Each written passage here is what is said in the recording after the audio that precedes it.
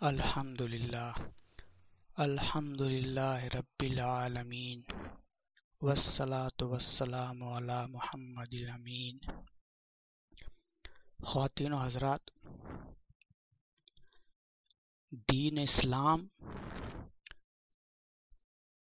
Nationality قومیت کی طرح کوئی برتھ ایکسیڈنٹ پیدائشی حادثہ نہیں ہے۔ دین تدبر و تفکر، تحقیق و تنقید، کیئرفل ایویلویشن کے بعد ایک باارادہ انتخاب، ولنگ چوائس ہونا چاہیے۔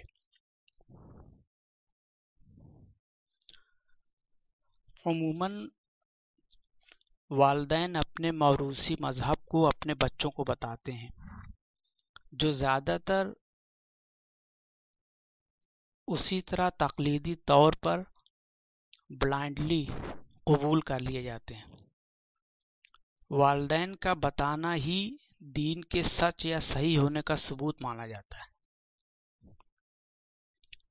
کیا ہم مسلمان بھی اسی طریقہ کار کو اپناتے ہوئے اپنے والدین کی بات پر تقلیدی ایمان لائیں، یا ہم اپنے ایمان کی بنیاد تدبر و تفکر، تحقیق و تنقید اور انفسی و آفاقی دلائل، پروویبل ٹروتھ کی بنیاد پر رکھیں، جو کہ ہر عاقل انسان اپنے تمام علوم و عقائد و نظریات کے لیے ضروری سمجھتا ہے۔ ہندوستان میں مسلمانوں کی موجودہ صورتحال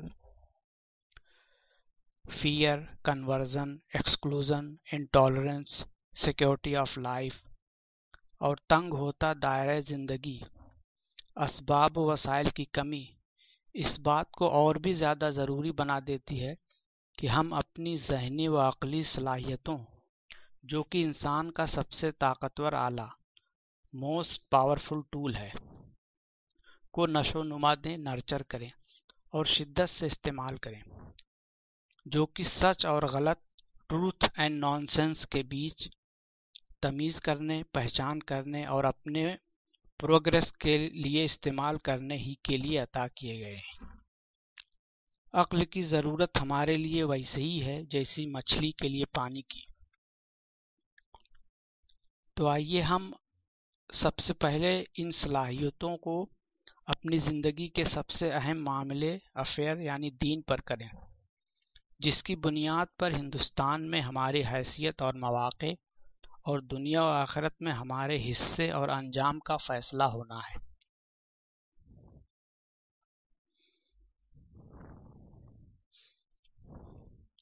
ہمارے طریقہ زندگی دین کے بارے میں 4 دعوے، کلیمز کیے جاتے ہیں۔ نمبر 1، ہمارا اور اس کائنات کا ایک خالق ہے۔ نمبر 2، وہ ایک ہے۔ نمبر 3، ایک فیصلے کا دن یعنی قیامت کا دن آنے والا ہے۔ نمبر 4، ان ساری باتوں کا علم اور فیصلے کے دن کی میزان، کرائیٹیرین کا علم دینے کے لیے وہ خالق اپنے رسول بھیجتا ہے، اور محمد صلی اللہ علیہ وسلم اس خالق کے رسول ہیں۔ ہم آلریڈی مسلم ہیں، بہت ساری باتوں سے واقف ہیں، فیملیئر ہیں، تو ہماری یہ ایکسرسائز کافی آسان ہوگی۔ ہمیں صرف ان دلائل، نشانیوں پر دقت نظر ڈالنی ہے جن کی بنیاد پر یہ دعوے کھڑے ہیں، اور جان لے کہ ہمارے عقائد و نظریات کی بنیاد کیا ہے۔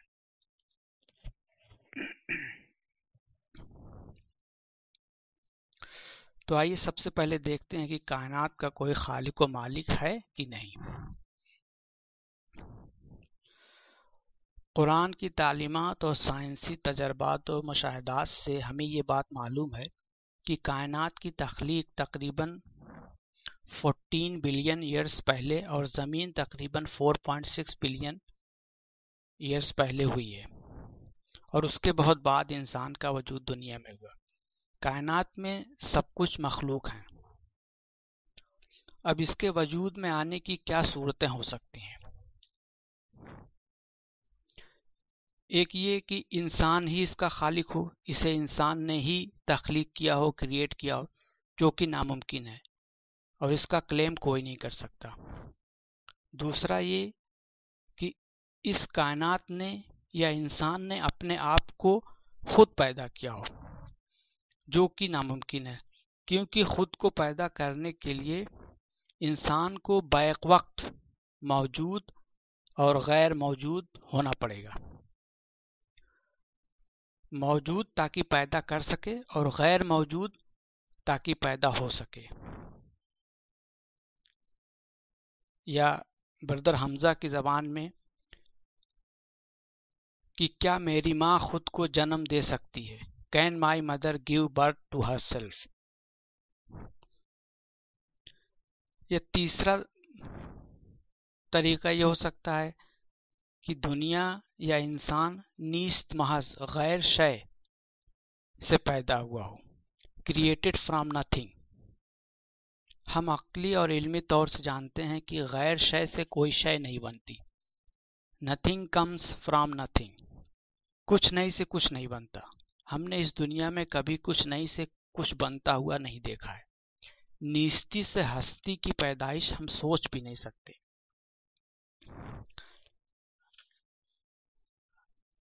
اب چوتھا آپشن یہ ہے ہمارے پاس کہ اس کائنات اور انسان کا ایک خالق ہے۔ اس خالق کی ذات کیا ہے، صفات کیا ہے، اس خالق کا خالق کون ہے اور اس خالق کے خالق کا خالق کون ہے، سو آن سو فورتھ۔ اس بات کو سمجھنے کے لیے سب سے پہلے ہم ایک تھاٹ ایکسپیریمنٹ کرتے ہیں۔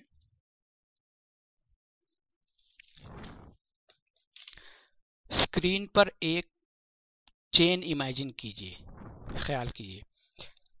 اگر یہ کہا جائے کہ چین کی پہلی کڑی، فرسٹ لنک، وجود میں آ ہی نہیں سکتی جب تک کہ اس کے اوپر دوسری کڑی اس سے پہلے وجود میں نہ آئے، اور دوسری کڑی اس وقت تک نہیں بن سکتی جب تک اس کے اوپر اس سے پہلے ایک تیسری کڑی نہ آئی ہو، اور اسی طرح تیسری کڑی اس وقت تک نہیں بن سکتی جب تک اس کے اوپر کی چوتھی کڑی نہ بنے، پھر اسی طرح پانچویں، چھٹی،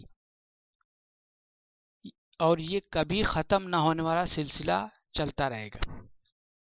اس طرح پھر پہلی کڑی وجود میں آئے گی ہی نہیں اور کوئی چین بنے گی ہی نہیں۔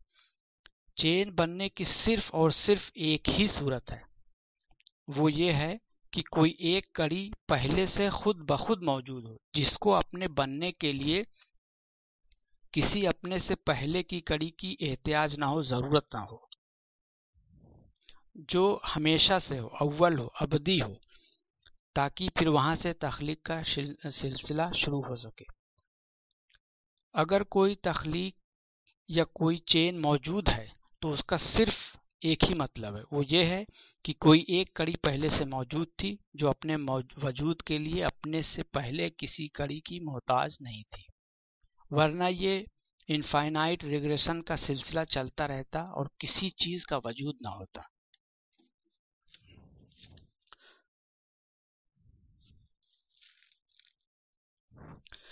اب ایک دوسری مثال دیکھتے ہیں۔ ایک گھر ہے، گھر اینٹ سے بنا، جب تک اینٹ نہ بنے گھر نہیں بن سکتا۔ اینٹ مٹی سے بنا، اور جب تک مٹی نہ بنے اینٹ نہیں بن سکتا۔ اسی طرح مٹی دھول یا ذرے سے بنی، ذرہ یا ایٹم الیکٹران، پروٹون، نیوٹران سے بنا، پروٹون اور نیوٹران کوارک سے بنے۔ اب سوال اٹھتا ہے کہ الیکٹران یا کوارکس کس سے بنے؟ ہم نہیں جانتے، لیکن اس وجہ سے ہم الیکٹران یا کوارکس کے ہونے کا انکار نہیں کرتے۔ اگر ہر چیز اپنے بننے کے لیے اپنے سے پہلے موجود کسی دوسری چیز کی محتاج ہے تو پھر یہ سلسلہ ہمیشہ ابدی دور پر چلتا رہے گا اور کبھی کوئی چیز وجود میں آئے گی ہی نہیں۔ مگر ہم دیکھ رہے ہیں کہ کائنات اور ہمارا وجود ہے، اس کا مطلب ہے کہ کوئی ہستی ہے جو خود بخود ہے، جو اپنے وجود کے لیے اپنے سے پہلے کسی اور وجود کی محتاج نہیں ہے، جو اول ہے، اٹرنل ہے، ہمیشہ سے، جس کی کوئی شروعات یا کوئی آخر نہیں ہے، اور چونکہ اس ہستی نے یہ کائنات اور انسان کو بنایا ہے، اس کا مطلب وہ با ارادہ اور با اختیار ہے، اور کائنات کے مشاہدے سے معلوم ہوتا ہے کہ وہ علیم و خبیر، حکیم و دانا، با قوت مصور ہے۔ ان ساری باتوں سے ایک بات بہت ضروری ہو جاتی ہے کہ جو ہستی اول و آخر ہو، جسے اپنے وجود میں آنے کے لیے اپنے سے پہلے کسی ہستی کی ضرورت نہ ہو، ہمیشہ سے ہو، وہ کسی ایسی ہستی یا چیز جو اپنے وجود کے لیے کسی اپنے سے پہلے کے وجود کی محتاج ہے کہ جیسی نہیں ہو سکتی۔ اس پوائنٹ پر آپ تدبر کیجیے، ایک ہستی جو اپنے وجود کے لیے کسی کی محتاج نہ ہو اور ایک ہستی جو اپنے وجود کے لیے کسی کی محتاج ہو، دونوں میں کوئی برابری نہیں ہو سکتی، کوئی مشابہت نہیں ہو سکتی۔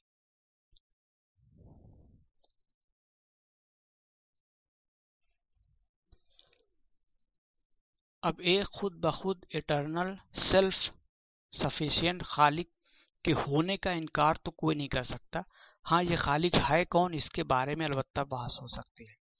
اب یہ خالق کوئی بے جان، بے عقل اور بے ارادہ مادہ، میٹر ہو سکتا ہے، جیسا کہ مادہ پرست کلیم کرتے ہیں، یا کوئی حی و قیوم، علیم و خبیر، زندہ و دانا، جو نہ پیدا کیا گیا ہو، جیسی کوئی ہستی ہو سکتی ہے، جیسا کہ خدا پرست کلیم کرتے ہیں۔ کوئی بے عقل ہی کسی بے جان، بے عقل اور بے ارادہ مادہ کو خالق تسلیم کر سکتا ہے، جو کائنات میں دکھنے والی تمام صفات سے بالکل خالی ہو۔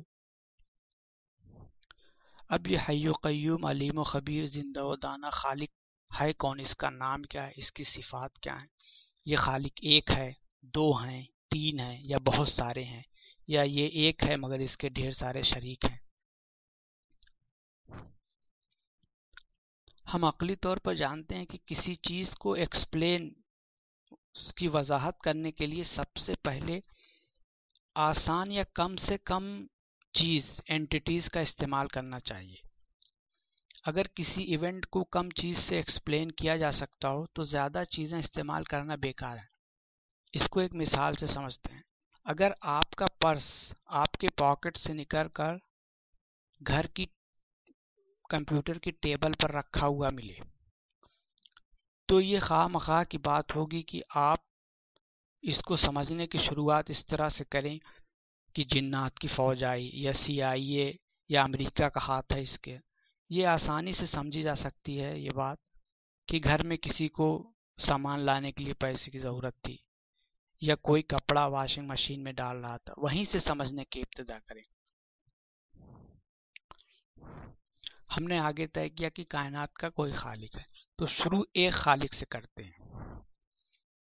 اب اگر کوئی اس ایک خالق کے علاوہ کچھ اور خالق شریک کرنا چاہتا ہے تو وہ اس اضافے کی ضرورت بتائے، اور جو اضافہ اس نے کیا ہے اس کی اتھارٹی ثابت کرے، اس کا پروف دے۔ بارے ثبوت یا برڈن آف پروف تو شریک کرنے والے کے اوپر جائے گا، مشرک کو پروف دینا پڑے گا۔ یہاں ہم مسلم صرف کئی خداؤں کا انکار کر رہے ہیں، جس کا ریزن یہ ہے کہ اگر ایک خدا نمبر 1 کسی چیز کو کرنے میں لاچار ہے، جس کی وجہ سے اسے کسی مددگار کی ضرورت ہے، تو وہ خدا ہی نہیں۔ مثلا اگر ایک خدا صرف دن بنا سکتا ہے مگر رات نہیں، تو اس کے لیے اسے ایک رات بنانے والے خدا کی مدد درکار ہے۔ تو ہم اسے کئی وجہ سے نہیں مانیں گے۔ پہلا یہ کہ اس خدا میں نقص ہے، کمزوری ہے، اور دوسرے یہ کہ انسانی فطرت اس کے لیے تیار ہے کہ نہیں۔ انسان دن بھی چاہتے ہیں ذریعہ معاش کے لیے، اور رات بھی چاہتے ہیں سکون کے لیے۔ تو کس نے ہم کو پیدا کیا؟ اگر دن والے نے کیا تو وہ ہماری رات کی ضرورت نہیں پوری کر سکتا، اور اگر رات بنانے والے نے کیا تو وہ ہماری دن کی ضرورت پوری نہیں کر سکتا۔ اور اگر سب نے مل کر بنایا تو پھر ہم کس کی اطاعت کریں؟ اور اگر سارے خدا इंडिपेंडेंटली हर चीज पर कुदरत रखते हैं तो वो नुक्स से पाक तो हो जाएंगे, मगर सवाल उठता है कि फिर वो अपनी अपनी सल्तनत लेकर अलग क्यों नहीं हो जाते, किसी दूसरे खुदा पर क्यों डिपेंड करते हैं।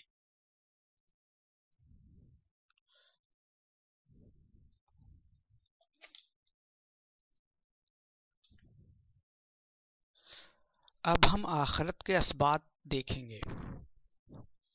हम देखेंगे कि खालिक ने ये दुनिया बनाई क्यों, इसका मकसद क्या है। क्या ये दुनिया बेमकसद है, सिर्फ इंसान को खेल तमाशे के लिए दुनिया में पैदा किया गया है। अगर इंसान हमेशा हमेशा के लिए दुनिया में रहता तो सिर्फ इसी तरह के जिंदगी का माना ढूंढने वाले सवालात इंसान को मुतवज्जा करते, मगर हम देखते हैं कि हर इंसान मौत का मजा चखता है। हम ये भी देखते हैं कि मुख्तलिफ इंसान मुख्तलिफ किस्म का काम करते हैं। कुछ इंसान अच्छा काम करते हैं और इंसानियत का भला करते हैं, और कुछ इंसान बुरा काम करते हैं और इंसानियत को तकलीफ देते हैं, और कुछ इंसान तो इसमें हद ही पार कर देते हैं। मौत अगर इंसान की आखिरी स्टेज हो, उसके बाद कुछ नहीं हो, तो सवाल उठता है कि क्या ये दोनों किस्म के लोग खालिक की नज़र में बराबर हैं। खालिक को इससे कोई फर्क नहीं पड़ता कि इंसान हिटलर हो या आइंस्टाइन हो या मदर टेरेसा हो। खालिक की कोई पसंद या नापसंद नहीं है। खालिक की कोई शान ही नहीं, कोई वकार नहीं, अजमत व जलालत नहीं। खालिक बिल्कुल बेहिस, बेहिम्मत और बेबस है। अक्ली तदब्बुर तफक्कुर करने वाले जानते हैं कि इतनी जबरदस्त हिकमत और कुव्वत वाली हस्ती ऐसी बिल्कुल नहीं हो सकती। नापाक और पाक बराबर नहीं हो सकते। अंधा बहरा और एक देखने सुनने वाला, एक फर्मा बरदार और एक नाफरमान, रोशनी और अंधेरा, एक आलिम और एक जाहिल, एक अच्छा अमल करके इंसानियत का फायदा पहुंचाने वाला और एक बुरा अमल करके इंसानियत को तकलीफ देने वाला बराबर नहीं हो सकते।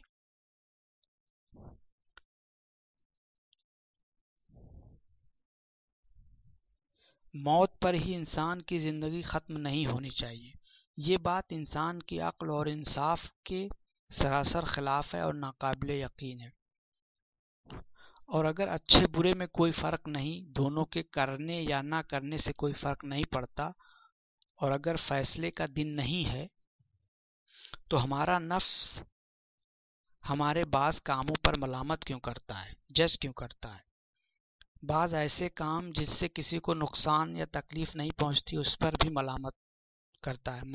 मसलन आप खुद टेस्ट करिए। आप एक एयरगन लीजिए और एक अपनी वालिदा का फोटो लीजिए और वालिदा का फोटो लगाकर उस पे निशाने की प्रैक्टिस करिए। आप अपनी वालिदा को कोई जिस्मानी तकलीफ नहीं पहुंचा रहे हैं, आपकी वालिदा को पता भी नहीं है, लेकिन आपका ज़मीर आपको बहुत मलामा, आप अपने ज़मीर की हालत खुद ही देख सकते हैं। जब अच्छे बुरे का फैसला और हिसाब किताब नहीं होना है, तो अच्छे बुरे की तमीज इंसान के अंदर होने का क्या मतलब। हम ये भी जानते हैं कि हमारी पैदाइश और परवरिश स्टेज बाय स्टेज हुई है। फिर क्या वाकई मौत आखिरी स्टेज है?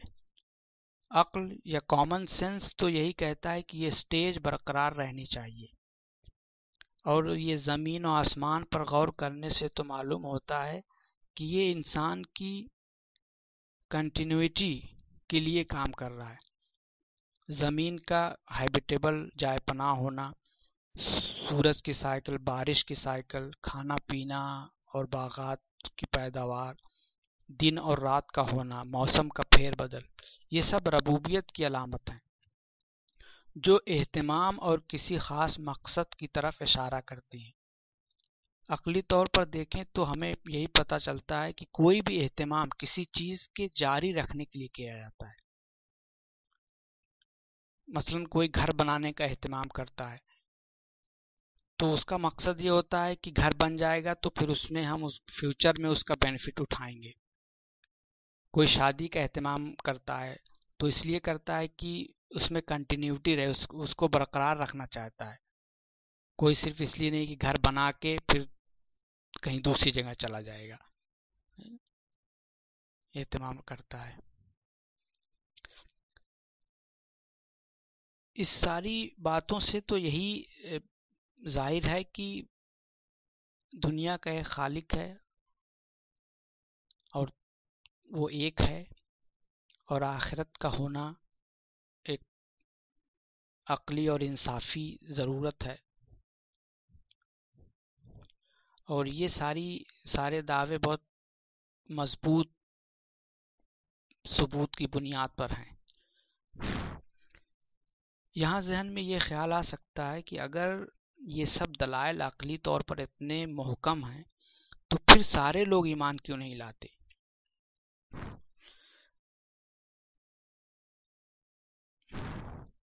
ہم پریکٹیکل لائف میں دیکھتے ہیں کہ ضد اور ہٹ دھرمی کے علاوہ جو لوگ عقل رکھتے ہیں وہ بھی غیر عقلی چوائسز کرتے ہیں.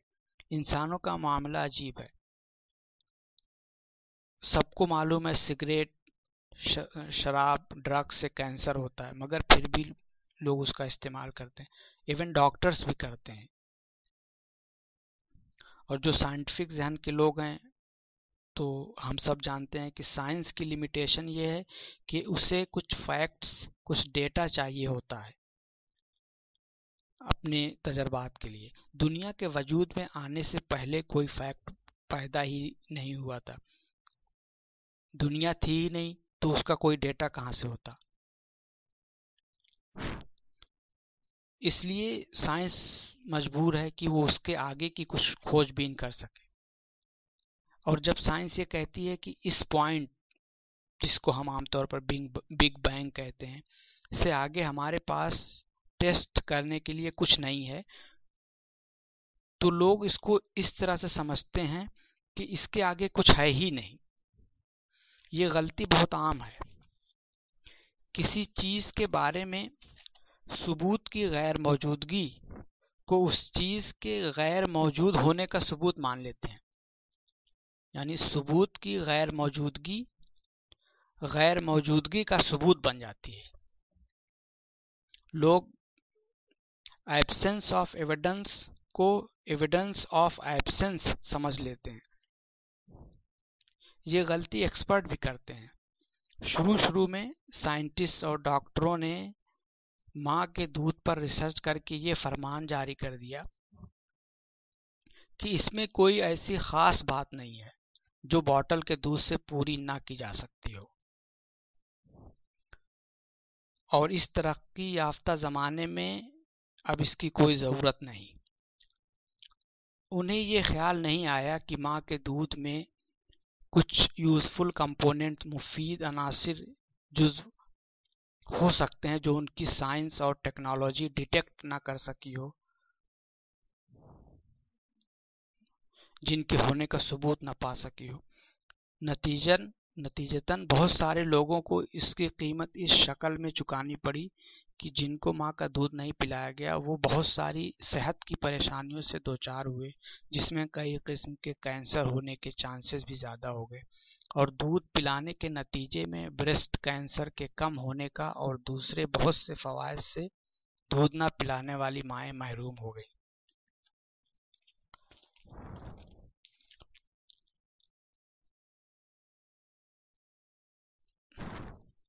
اور عام لوگ بھی بہت ساری irrational کنکلوژن کرتے ہیں. مثلا جب لوگ یہ سنتے ہیں کہ یہ جملہ سنتے ہیں کہ تقریباً سارے ٹیررسٹ مسلم ہیں، تو لوگ اس کو اس طرح سے سمجھتے ہیں کہ تقریباً سارے مسلم ٹیررسٹ ہیں.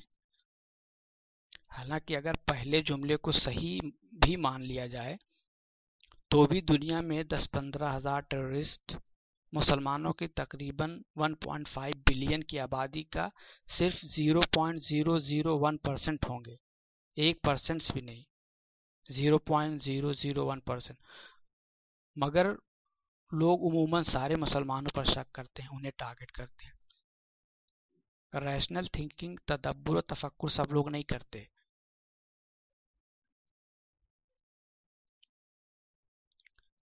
ایک آدمی اپنے گھر میں بہت بد اخلاق ہوتا ہے اور باہر بہت اخلاق والا آدمی اپنے سگے بھائی سے لڑ جاتا ہے اور دوسرے سے دوستی رکھتا ہے. اب ڈاکٹر کے دواخانے میں اخبار یا میگزین دیکھیں گے جسے ایک مریض چھوتے ہیں اور اس پر جرمز چھوڑتے ہیں اور دوسرے مریض چھوتے ہیں. کسی بات کو کسی ایک یا بہت سارے لوگوں کے ماننے یا نہ ماننے کی بنیاد پر صحیح یا غلط نہیں قرار دیا جاتا. سچائی اکیلے بنا کسی سہارے کے کھڑی ہوتی ہے.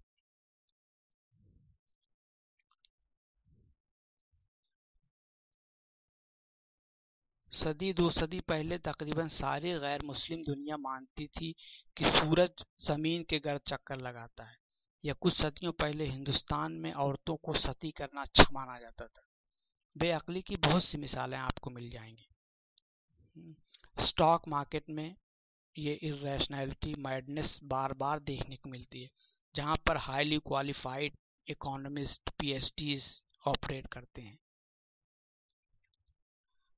خلاصہ یہ ہے کہ بات واضح ہونے کے بعد بھی یہ کوئی ضروری نہیں ہے کہ سارے لوگ اس کو مان لیں.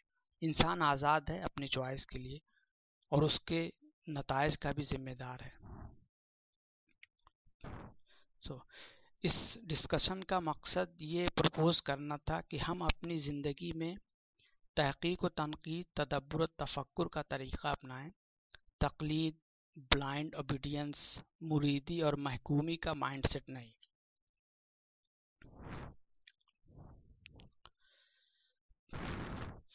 ہم اس سیریز میں انشاءاللہ 2 اور لیکچرز ایڈ کریں گے جو کہ اللہ سبحانہ و تعالیٰ کے میسج اور میسنجر یعنی قرآن اور محمد صلی اللہ علیہ وسلم پر مشتمل ہوں گے. انشاءاللہ آپ اس میں بہت سارے فریش پوائنٹس دیکھیں گے. وقت دینے کے لیے شکریہ. چینل ضرور سبسکرائب اور شیئر کریں، آپ کی رائے کا بھی خیر مقدم ہے. السلام علیکم ورحمۃ اللہ وبرکاتہ.